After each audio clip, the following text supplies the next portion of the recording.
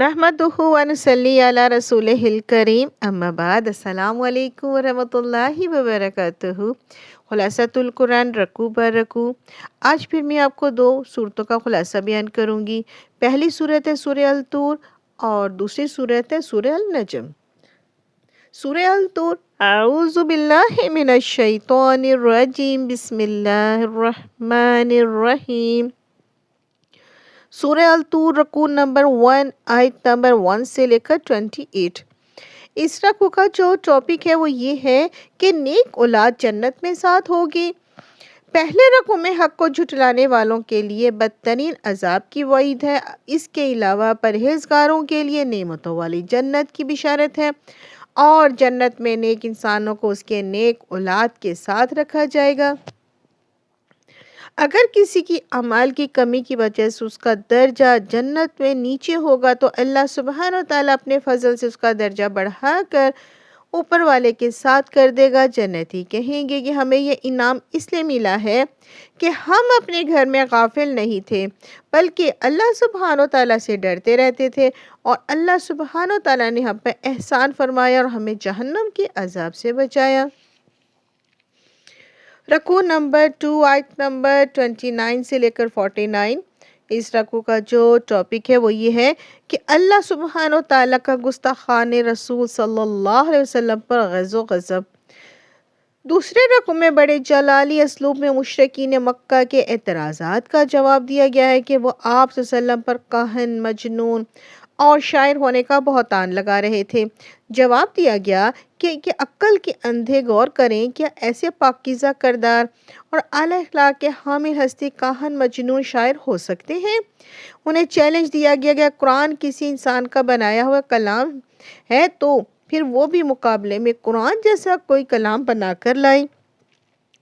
उनसे ललकार कर पूछा गया कि कायनात किसने बनाई? खुद उनकी ज़ात किसी ने बताया है? क्या वो खुद ही अपने खालिक है? अगर वो हट धर्मी से बाज ना आए तो अन करीब अल्लाह सुब्हान व तआला का इज़ाब उन्हें घेर लेगा। नबी करीम सल्लल्लाहु अलैहि वसल्लम को खुशखबरी दी गई कि आप सल्लल्लाहु अलैहि वसल्लम पर हर वक्त अल्लाह की नज़र करम है। मुखालफीन के एतराज़ात को सब्र तहम्मुल से बर्दाश्त कीजिए और उनके बुरे अंजाम का इंतज़ार कीजिए। इत्मीनान क़ल्ब के लिए अल्लाह का ज़िक्र करते रहें।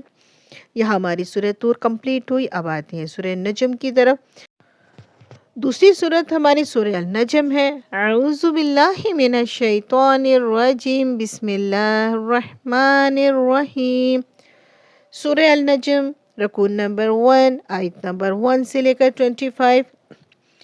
इस रकू का जो पहला टॉपिक है वो ये कि हज़रत जिब्राईल अलैहिस्सलाम का मलाकुती सूरत में दीदार। पहले रकू में आगाह किया गया कि नबी करीम सल्लल्लाहु अलैहि वसल्लम अपनी ख्वाहिश नफ्स से कुछ नहीं बोलते, बल्कि वही बात करते हैं जो अल्लाह सुब्हान व तआला उनकी तरफ वही की है। गोया अरशादात नबी सल्लल्लाहु अलैहि वसल्लम भी दरअसल अल्लाह की अता करदा हदायत का मजहर है। कुरान हकीम अल्लाह का कलाम जो बंदों तक दो रावियों के ज़रिए पहुंचा, एक है हज़रत जिब्राईल अलैहिस्सलाम और दूसरे हमारे नबी करीम सल्लल्लाहु अलैहि वसल्लम। नबी अकरम सल्लल्लाहु अलैहि वसल्लम ने हज़रत जिब्राईल अलैहिस्सलाम को 2 मरतबा उनकी मलाकुती शक्ल में देखा। एक मरतबा ज़मीन पर जब उन्होंने आप सल्लल्लाहु अलैहि वसल्लम पर सूरह मुदस्सर की इब्तिदाई 7 आयत नाजिल फरमाई। उस वक्त पूरा उफ़क़ हज़रत जिब्राईल अलैहिस्सलाम अमीन के वजूद से छुप रहा था। दूसरी मरतबा शब मेराज जब वो आसमानों पर बेरी के एक ऐसे दरख्त के पास ज़ाहिर हुए जो जन्नत के करीब है। उस बेरी पर उस वक्त अल्लाह की इनवार तजलियात के अजीम मुज़ाहरे छाए हुए थे। नबी करीम सल्लल्लाहु अलैहि वसल्लम ने कई और आयात इलाही का भी मुशाहिदा किया। आप सल्लल्लाहु अलैहि वसल्लम ने ये मुशाहिदा खूब जमकर किया। आप सल्लल्लाहु अलैहि वसल्लम की निगाहों में भरपूर हौसला नज़र था। अलबत्ता निगाहों ने अदाब एहतराम का पूरा लिहाज रखा। रकू नंबर 2 आयत नंबर 26 से लेकर 32।